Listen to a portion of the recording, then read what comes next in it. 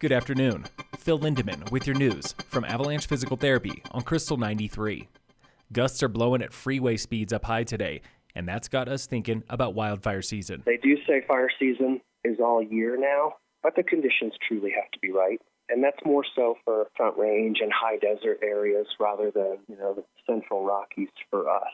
That was Keith McMillan, Battalion Chief at Red, White, and Blue Fire. He's been with them for almost 20 years, and he's felt the changes. Everyone who's been in Summit County for a while will speak to the fact that fires seem more frequent and definitely larger than anything we've seen in the past. He says planning for wildfire begins now. His first pro tip: start with your family. We need to make sure our family plans, evacuation plans are updated, that nothing's changed with the emergency alert system. Then consider your property. The first thing for the house and property should just be a good cleanup of all the dead and dry stuff, especially within the first 5 feet from the home. Next, consider your car with an evacuation go kit and this. I never let my gas tank go below a half a tank during fire season because first thing that happens when an evacuation happens is everyone will be lining up to the gas stations to get out of Dodge. McMillan recommends coordinating with your neighbors,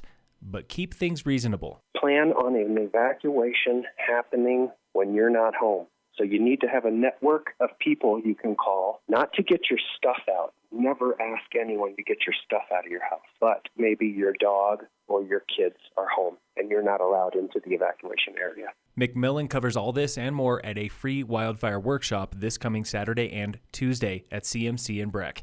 RSVP by calling the fire station, 970-453-2474. That's 453-2474. Not helping the fire outlook is a drier than average forecast now through June. But that could be a silver lining for Glenwood Canyon. CDOT engineer Rob Beck. We're hopeful that we won't see closures like we saw last year. It was a unique year from the standpoint of rainfall, and so it really complicated things. When the canyon closes, I-70 will detour onto Highway 9 at Silverthorne.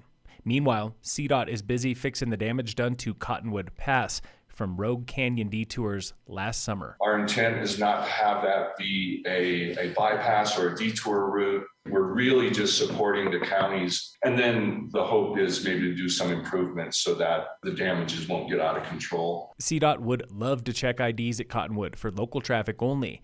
That will not be happening. A new fentanyl bill is on the governor's desk, waiting for his signature.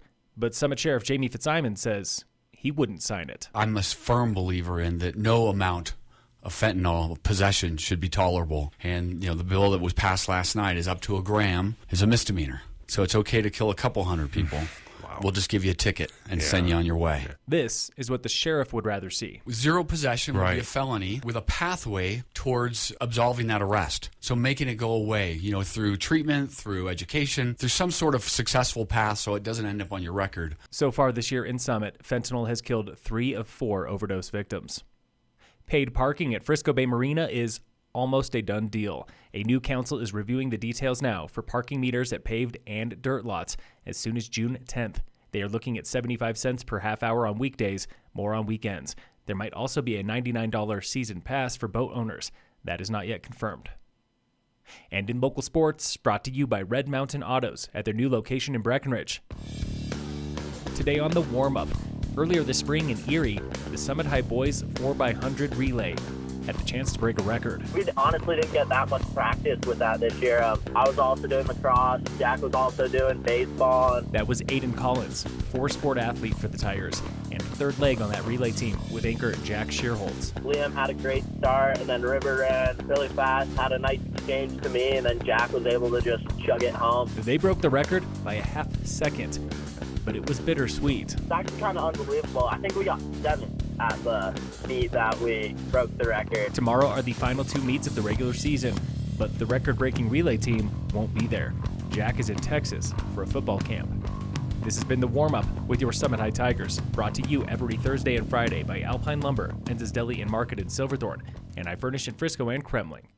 Tomorrow's opening day of golf season with 18 holes at the River Course in Keystone. The ranch opens next Friday. No firm dates yet for the Raven, Breck, or Copper. Phil Lindemann with your news from Avalanche Physical Therapy on Krystal 93.